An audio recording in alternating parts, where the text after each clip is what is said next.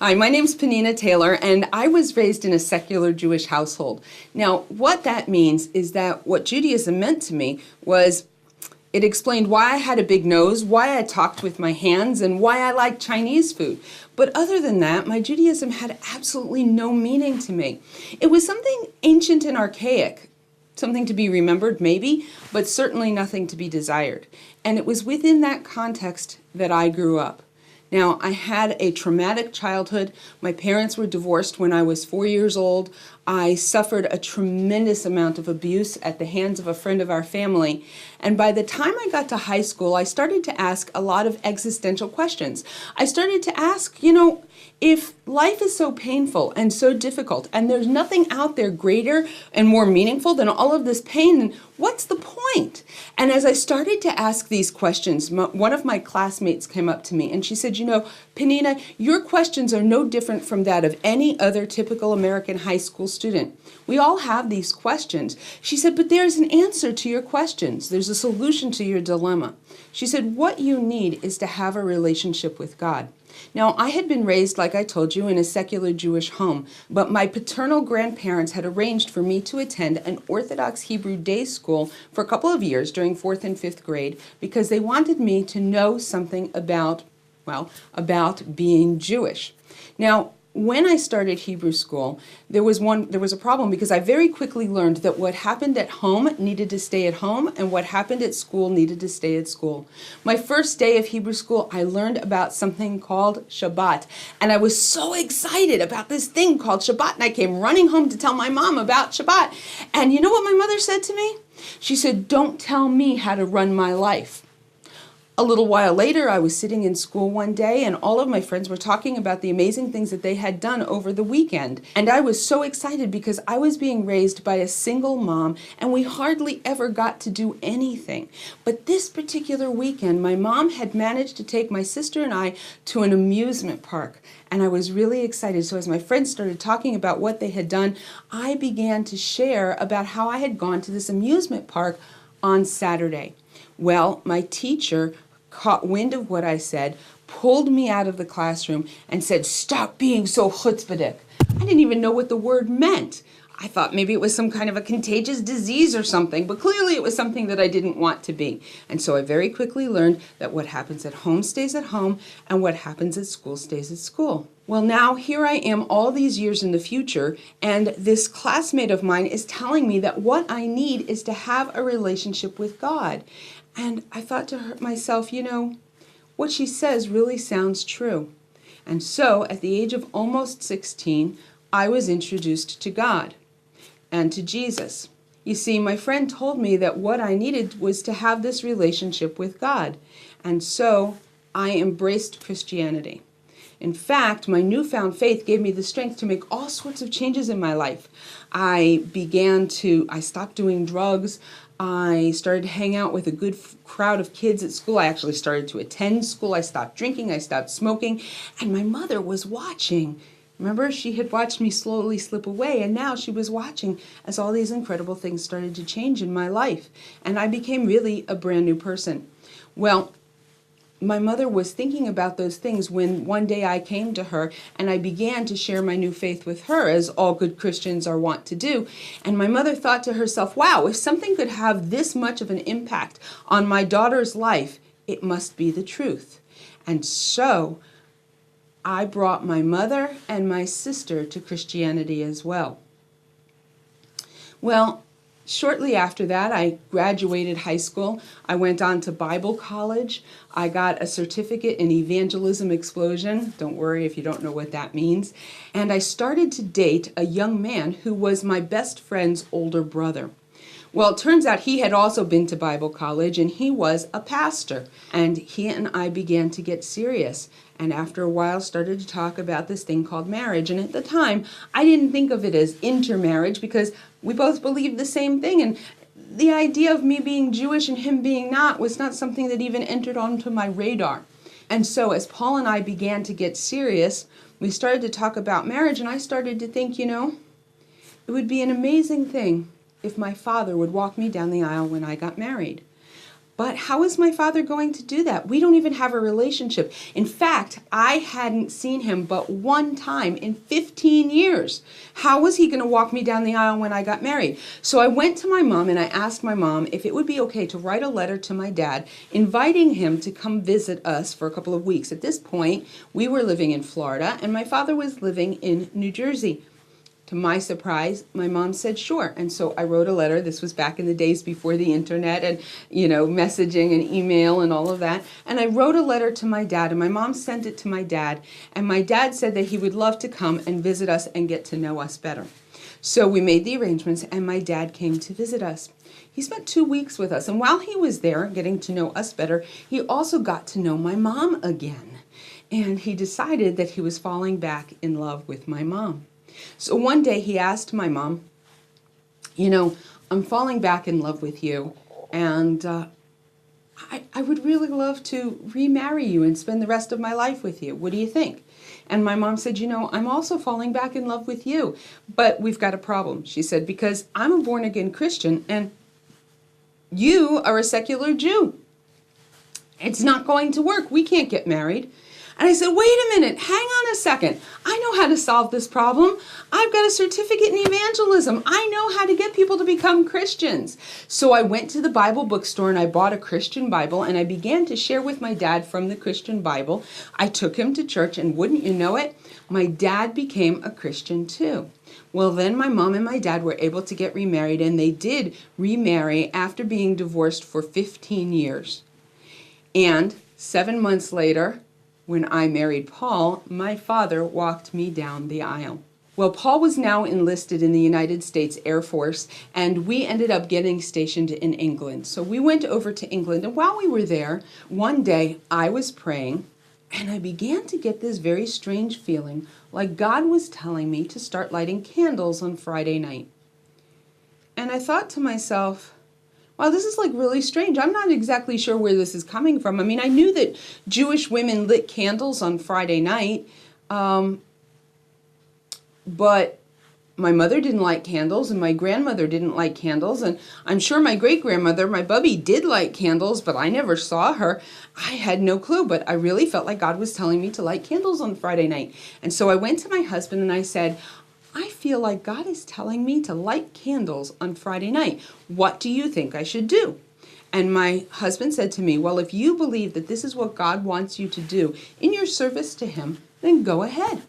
And so I thought for a minute, and I was like, okay, where do I start? Well, I remembered that I had inherited my great-grandmother's candlesticks, so I went over the buffet and I opened the drawer and I took out the candlesticks. And next to the candlesticks was a Maxwell House Passover Haggadah.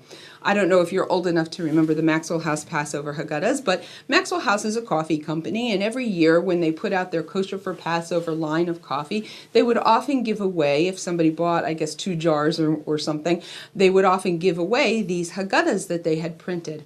And when I was growing up, remember I told you I was raised in a secular home, but we did do one Jewish thing each year, and that was Passover. Of course, our Passover didn't look like what most Jewish people would recognize as a Passover Seder. Perhaps you can identify with this. But this is what our Passover Seder looked like. We would come over to my grandparents' house, and my great-grandmother would greet us with a good yontif. I didn't know what that meant either, but that's what Bubby would say. And we'd walk in and we'd sit down, and my grandfather would bring out this stack of Passover Haggadahs that he had collected over the years, and he would pass them out, and he would tell us to turn to page 25 or something like that, and we'd all open up the Haggadahs and we'd turn to page 25, and he would read a paragraph from the Haggadah. Then we would sing the chorus to Dayenu, and we would eat.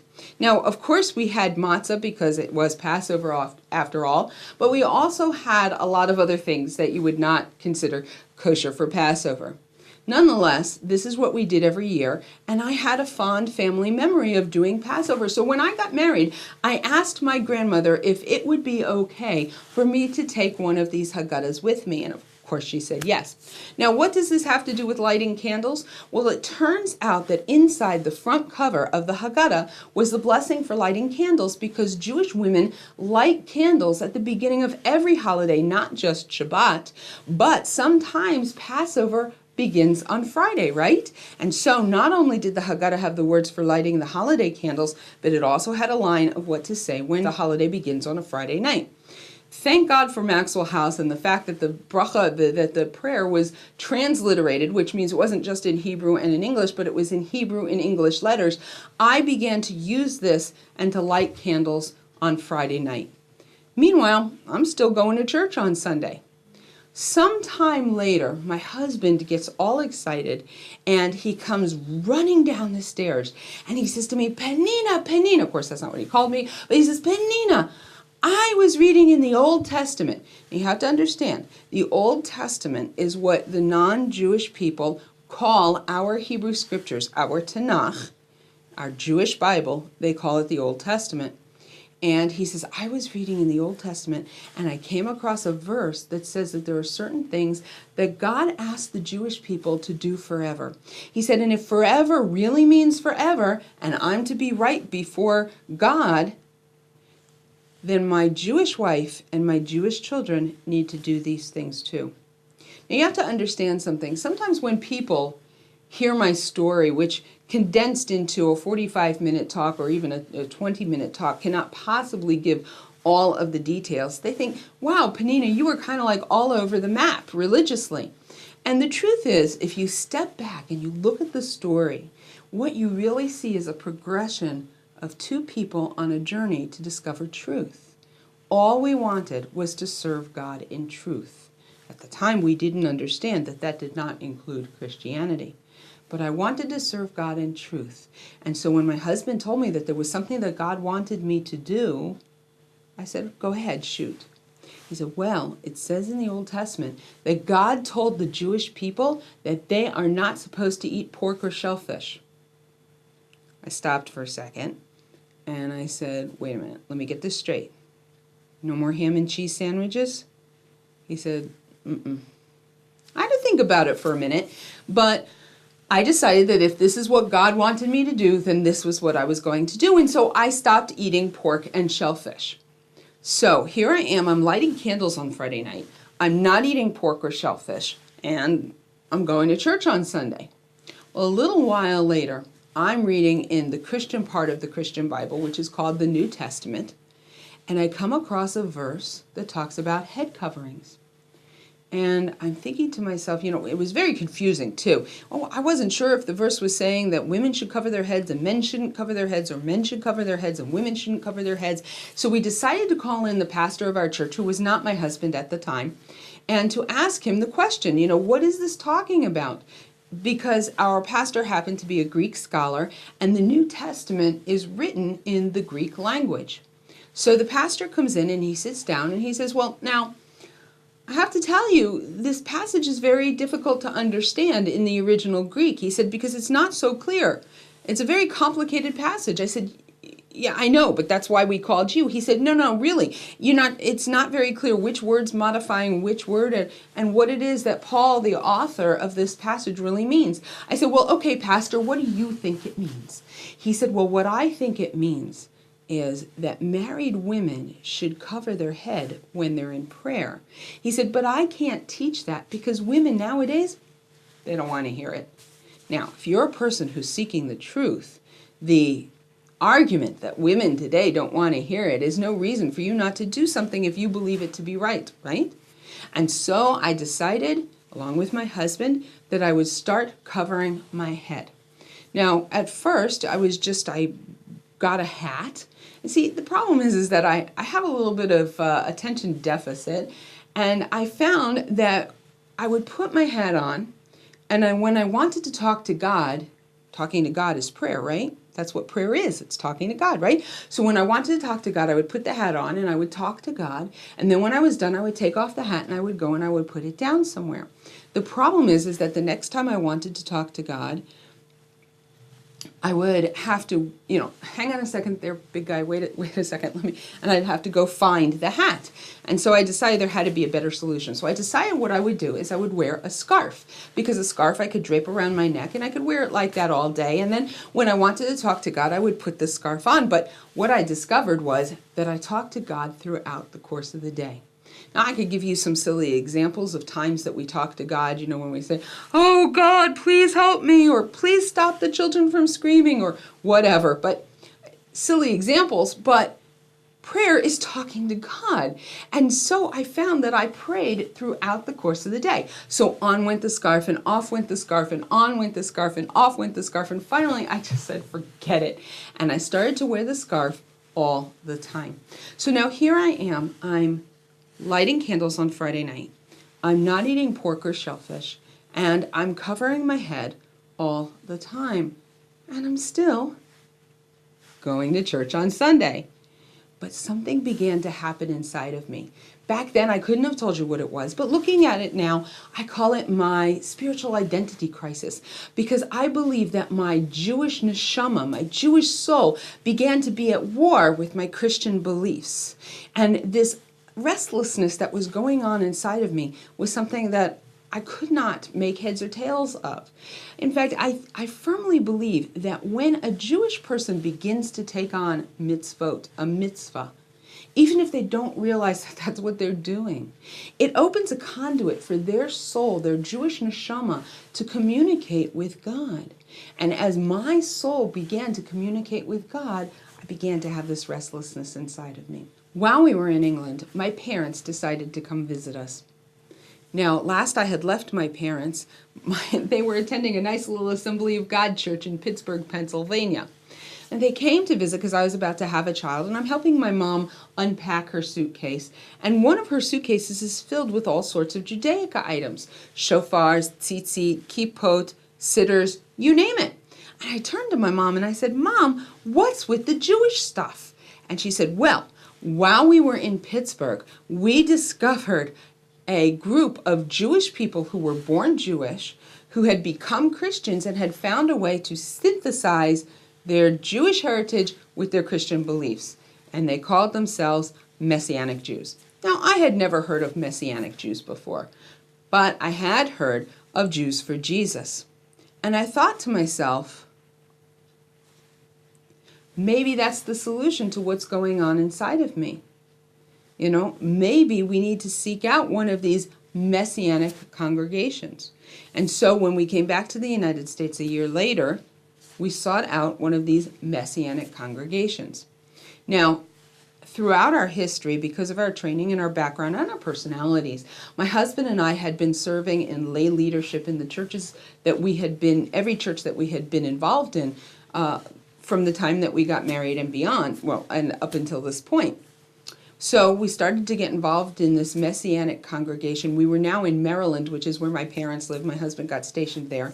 And we were attending a Messianic congregation, but it was a long drive from our house. And one day my father says to my husband and I, maybe we should start a Messianic congregation of our own. After all, the closest one is so far away, and we've got some unique beliefs of our own. And maybe we should, Paul is trained as a pastor, and Penina plays the guitar. I sing, and I led worship and led prayer, and he said, and your mother and I are very visionary and very administrative, so the four of us would make a great team. What do you think? And so my husband and I went and we prayed about it, and we decided that this was what God wanted us to do. So we started a Messianic congregation with my parents. But at the time I thought to myself, if we're going to be doing something we're calling Jewish, because Messianic Jewish, maybe we should know a little something about Judaism, don't you think? So I went to the Jewish bookstore to find a book on Judaism. Of course, it turns out that there's a lot of books on Judaism at the Jewish bookstore, but I found one book that really caught my attention. It was a book called How to Run a Traditional Jewish Household. Now, the book was written by an Orthodox woman, a very modern Orthodox woman named Blue Greenberg, and in the book, instead of using the term Orthodox, she preferred to use the phrase Torah observant. And I thought to myself, wow, I like the sound of that, Torah observant. Maybe that's what we need to be. Maybe we need to be Torah observant Messianic Jews. And so I went back to the bookstore and I got books on keeping kosher. I got out Art Scroll's big book on keeping kosher. I got out the Kitzur Shulchan Aruch, which is the condensed code of Jewish law, in English, of course. Read through that several times. I went back, and I have some funny stories about that too, but I went back and I got books on the laws of family purity, how to keep Shabbat, how to keep kosher, you name it. Anything that you could learn about being an Orthodox Jew from a book, I learned. Of course, you can't learn everything there is to learn about being an Orthodox Jew from a book, but everything that you could, I did, devoured the books, and began to make changes in our lives. In fact, now not only was I covering my head, but I was dressing modestly, and my non-Jewish husband, but my Jewish children, my boys, were all wearing a kippah and tzitzit, and if you had run into my family on the street, you would have thought we were an Orthodox Jewish couple, just like any Orthodox Jewish couple in Borough Park or Lakewood or Jerusalem. You would not have known that we were also Christians. Well, we went on to lead this congregation with my parents for several years, but as you can imagine, sometimes when you're in a joint program with your parents, it can be a little bit tense, a little bit stressful, and so we decided that as we were starting to feel a little burned out, that we valued our relationship with my parents more than we valued our position in the congregation, and we decided to leave. Now, my parents kept the congregation going for several more years, but my husband and I went to one of the Messianic congregations in the area. Now, we lived in the Washington, D.C. area, and we were attending a Messianic congregation in Northern Virginia, which is just south of that area. But one day there was an event at the Messianic congregation in Baltimore, which is north of Washington, D.C. And while we were there, after the event, there was food, because let's face it, you have Jews plus an event, you have what? Food, right? Doesn't matter what the Jews believe or even if they're Christians. If you have Jews and you have an event, you're going to have food. So afterwards, we're standing around at the event, and there's this really nice, lovely, blonde-haired lady who's trying to convince me that the food is kosher, because she can tell by looking at me that that's something that might be important to me. And she stops mid-sentence, and she says to me, "How would you like to buy a nice big 5-bedroom house in Upper Park Heights in Baltimore?" She says, "In fact, I believe that God wants you to buy this house." Now, to a lot of listeners, that sounds totally crazy, but I was used to Christians speaking this way because Christians do speak this way frequently. But I thought this woman was just a few French fries short of a Happy Meal, if you know what I mean. And I'm not one for confrontation, so I had to figure out, how do I get out of this conversation? I know what I'm going to do. I'm going to blame it on my husband, because I figured what would happen is I'd go back to my husband and I'd tell him what this woman said, and he'd say, "What, are you crazy? We're not headed to Baltimore, we're headed to Virginia." That would be the end of the discussion, and then I would be able to break free from this lady. So I said, hang on, I have to ask my husband. So I went over and I asked my husband, I told him about the lady's offer. I said, she even offered to hold the mortgage for us so she'd be the bank. And instead of telling me I was crazy, which was what it said in the script, what he was supposed to say to me, he says to me, "Well, we could take a look at it." I have it on good authority that that was the first and last time I was ever speechless.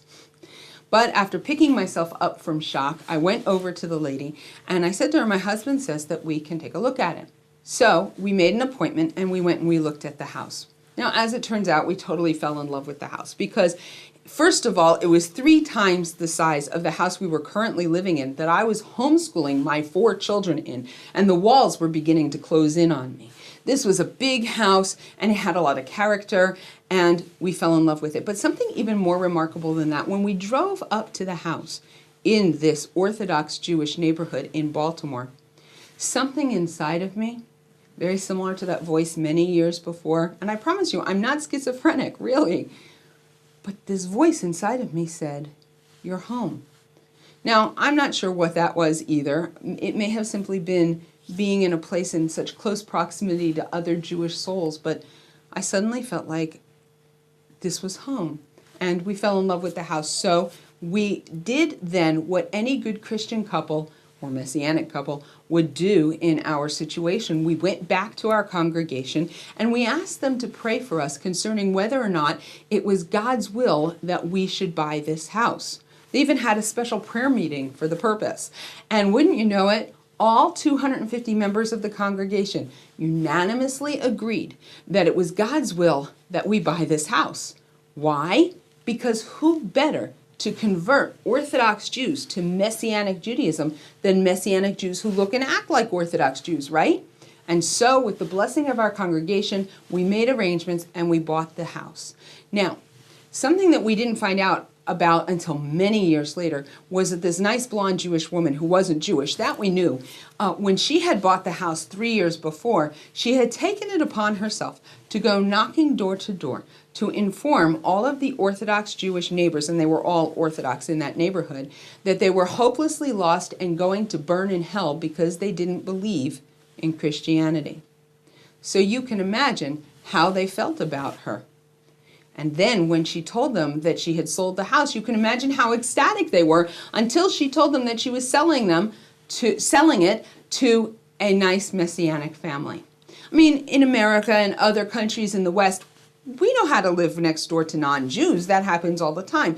But how do you live next door to somebody whose sole purpose, pun intended, is to convert you and your children to some form of Christianity? And so when we moved in, we had kind of a difficult beginning. It wasn't that our neighbors meant to be rude, they just didn't know what to do with us. Well, anyway, we moved in and we settled in and we started to think, we've got a problem because the Messianic congregation is not within walking distance of our house. And if we get in our car and we drive on Shabbat, nobody's going to listen to a thing we have to say. So what are we going to do about it? Well, what we decided to do was we were going to, on Shabbat, attend one of the more than a dozen Orthodox synagogues that were in our neighborhood. And during the week, we would go to the Messianic congregation to get our fill of Christianity and to have a Bible study. So what congregation, what shul, what synagogue do we go to? Well, it turns out that the rabbi who ran the bookstore that I had gone to get all of these books about Judaism also happened to be a congregational rabbi in the neighborhood. So we decided that that's where we would go. So our first Shabbat, we went to this congregation, we went to this synagogue. And we had the most amazing experience. Everybody there was delightful. They were so helpful. They helped me to know where we were in the prayer. They helped me to know where we were in the Torah reading. In fact, it's funny because sometimes you hear these Baal Tshuva stories of people who have returned, and their first experience in the synagogue wasn't necessarily so wonderful, but ours was amazing. Everybody was wonderful, and they were so helpful and so kind and so sweet. Well, what happens on the other side of the mechitza in the men's section when there's a new guy in town? He gets called to the Torah, right? So my husband, who was wearing a kippah and tzitzit and a talit, and he had a sitter, he looked like he was praying, he was offered an aliyah to the Torah, to go up and to make a blessing over the reading of the Torah. But my husband is a man of tremendous integrity, and he told them, I'm not Jewish. Now, this is an important part of the story because there's a lot of people who are not aware of a phenomenon that's going on out in the world. And that is there are Messianic congregations all over the world, really, but especially prevalent in the United States, although unfortunately is also growing here in Israel. So in these Messianic congregations, there are non-Jews, and that's fine. They can go wherever they want, right? But they're learning not only how to act and look like an Orthodox Jew, they're learning how to make the blessings on being called up to the Torah. In fact, some of them are learning how to read from the Torah. And then they go and they visit the Kotel in Jerusalem or Orthodox synagogues, and they're counted in a minyan. And when they're given an aliyah, when they're called up to the Torah, they make up a fake Hebrew name so that no one is the wiser. And what they're doing is they're committing a crime against the Jewish people. Now, some people say, Penina, wow, that's really a harsh thing to say, and I agree, but at the very least, what they're doing is not the truth, and it's not right. It's not okay. But my husband's not like that. My husband is a man of tremendous integrity, and so when he was given an aliyah to the Torah, he said, I'm not Jewish. Well, shortly thereafter, my husband and I were having a conversation one day, and he said, we really need to tell the rabbi what we believe, because at some point it's going to come out, and we don't want him to feel betrayed and feel that we've been lying to him. And I said to my husband, I'm not so sure about this. I cannot see this ending well. But my husband, again, a man of tremendous integrity, insisted, and I relented, and we invited the rabbi to come to our house. Now, he knew, because of what had happened in the synagogue, that my husband wasn't Jewish, and that I was, and so therefore the children weren't. So what do you think he thought we were inviting him to come talk to us about? Conversion, right? Right. Well, he comes in, and my husband begins to tell him what he believes. And after a minute or two, the rabbi stops him, and he says, well, wait a minute. You don't believe that anymore, do you? To which my husband said, yeah. Well, in the moment it took for absolute shock to register on the rabbi's face, I began to see my world implode. I mean, if he kicked us out of the synagogue, what were we going to do? I was homeschooling my kids. If they're not allowed to play with the kids on the street, and, who are they going to play with? And what if they take our pictures and put them on posters and post them on lampposts going down the street saying, warning, missionary threat? Maybe my kids will get beaten up. I don't know what's going to happen. And I started to cry. Well, the rabbi looked at me and he said to me, what do you believe? Now, I'm here to tell you that at this point in my story, I have been a Christian for 17 years. I have been responsible for converting hundreds, if not thousands, of people to Christianity. Now, granted, only a small percentage of them were Jewish, but still, I knew exactly what I believed. But in that moment of emotionality, when the rabbi said to me, what do you believe? And I saw my whole world implode, all I could do was cry and say, Rabbi, I don't know what I believe. And I said, please, please don't kick us out of the shul. Don't kick us out of the synagogue. I don't know what we'll do. Well, the rabbi sat there for the longest time saying absolutely nothing at all. In fact, I didn't think he was ever going to say anything again. But after a while, he turned to me and he said to me the most important words that anyone has said to me anywhere along my spiritual journey, my Jewish journey. He said to me, you are a Jew no matter what you believe, even though what you believe is not Judaism. He said, let me be clear on this. It's not Judaism. It's not kosher. It's not okay. But you as a Jewish woman are responsible before God to fulfill the mitzvot, to carry out the commandments that God has given the Jewish people. And therefore, I'm going to allow you and the children to continue to come to the synagogue. He did ask for a little while that my husband not come because he didn't know what to do with him. He said, but there's one caveat. He said, I want you to talk to a guy from an organization called Jews for Judaism. Now, I had never heard of Jews for Judaism before, but I'm not stupid. Jews for Judaism, Jews for Jesus. They probably don't like people like me very much. But what was I supposed to do? I mean, if I wanted to keep coming to the synagogue, it was pretty clear that I was going to have to talk to this guy from Jews for Judaism. So I reluctantly agreed, but I figured, the rabbi would forget after a little while, and I'd be able to put him off, and we'd just be able to carry out the status quo for a while. Well, I was wrong. He didn't read the script either. I don't know what it is with guys and not reading the script. But anyway, he didn't forget. And he kept calling me and saying, Penina, have you talked to this guy from Jews for Judaism yet?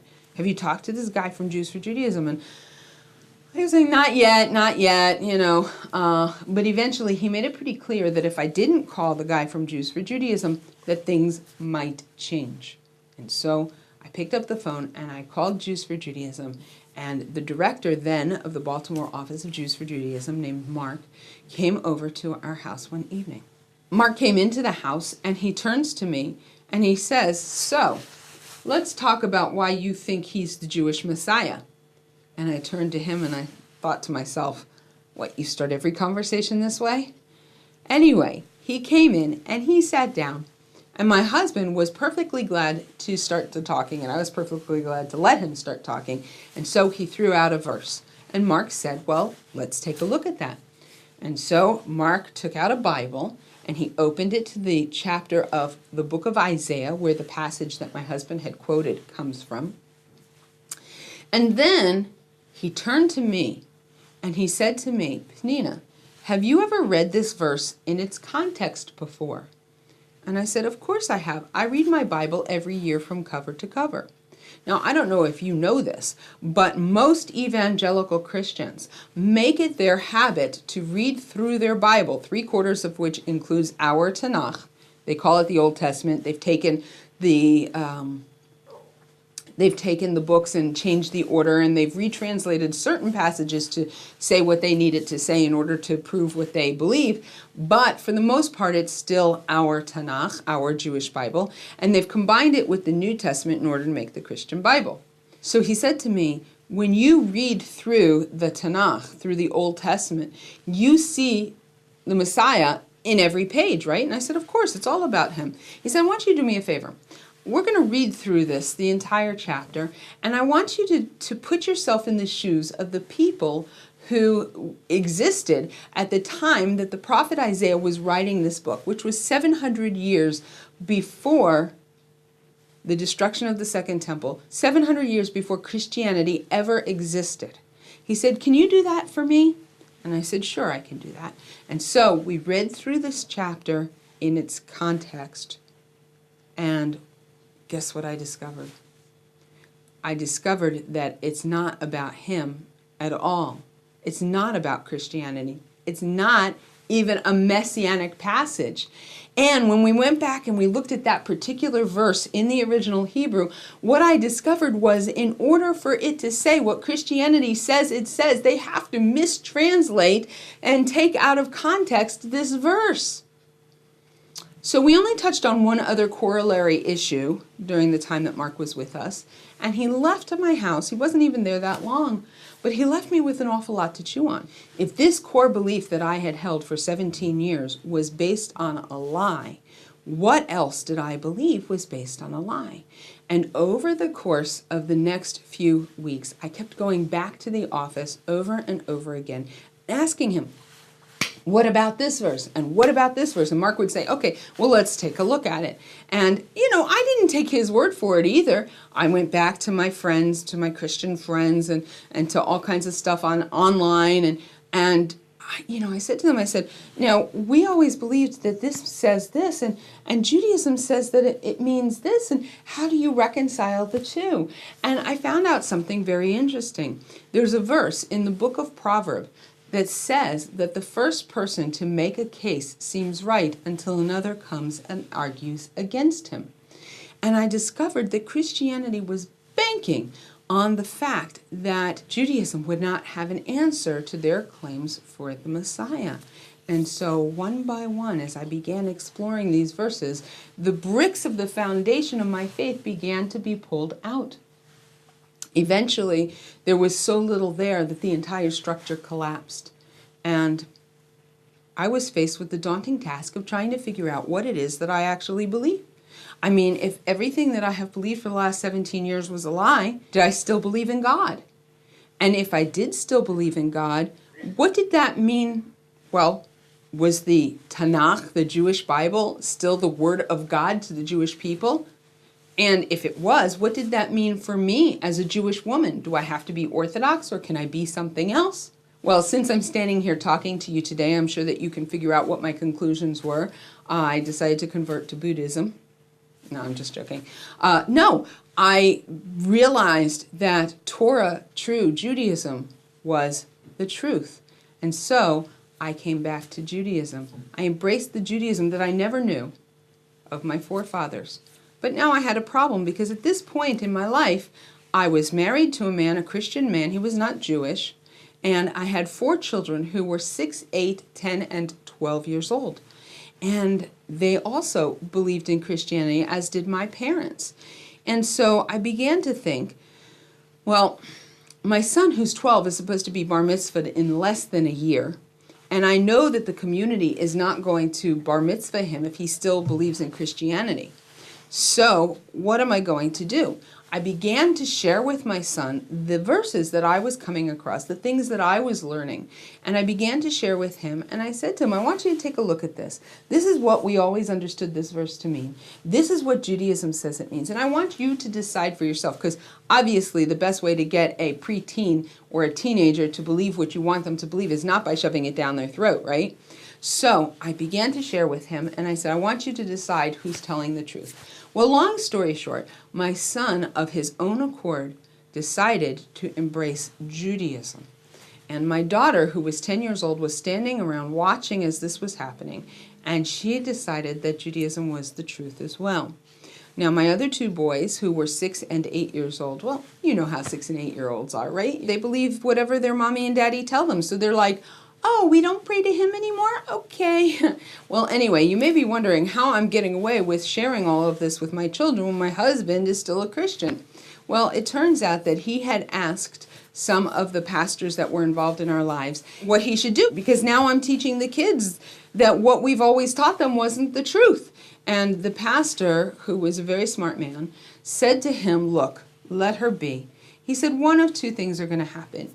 He said, either this is going to be a passing fad and it will all be over before you know it. He said, or when the children get older, you'll be able to talk to them again about Christianity. He said, but if the two of you are arguing about God with the children are going to end up believing nothing at all.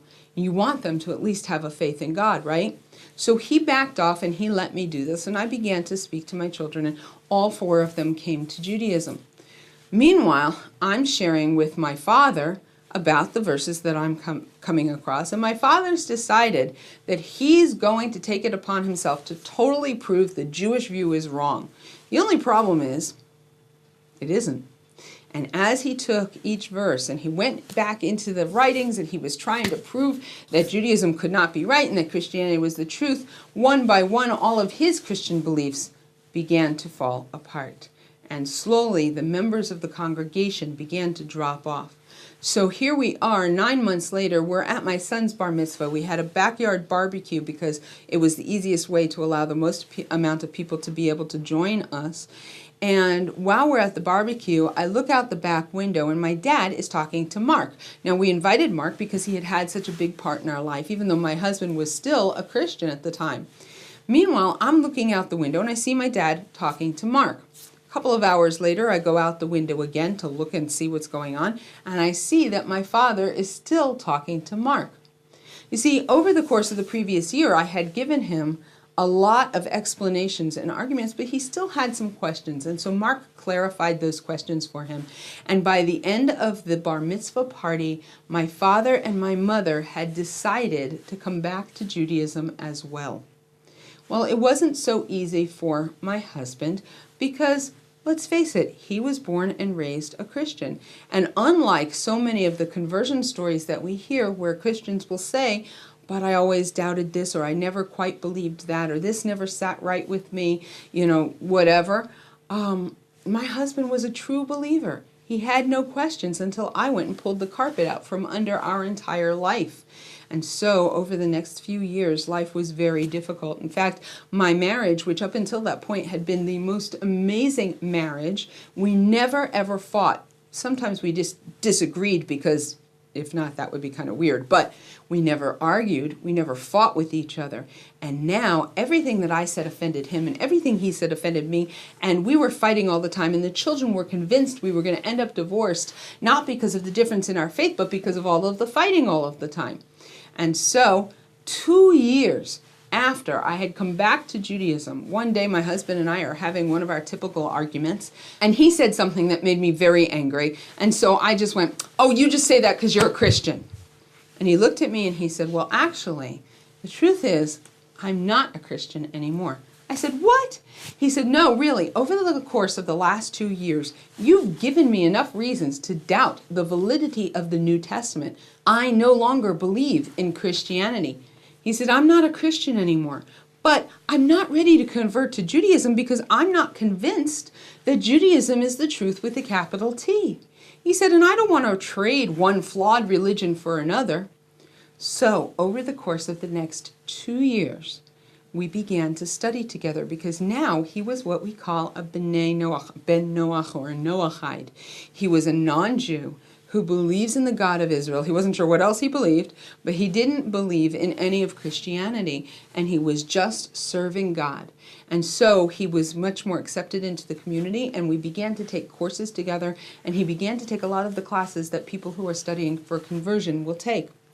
After an additional 2 years, so 4 years after I came back to Judaism, My husband one day said, instead of asking what Judaism has to offer me, I really need to start exploring why it is that God gave me a Jewish wife and Jewish children. Clearly, God gave me a Jewish wife and Jewish children for a reason, and I need to find out what that is.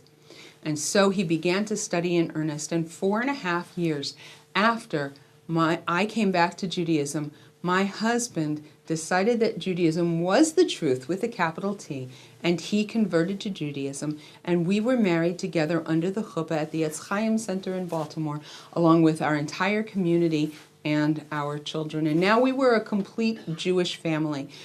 Paul Michael Taylor became Pinchas Moshe, and we were a whole family together. After that, I went to Jews for Judaism, and I said to them, I've been speaking since I was 16 years old. I'm trained in evangelism, which is not that different from outreach, I don't suppose.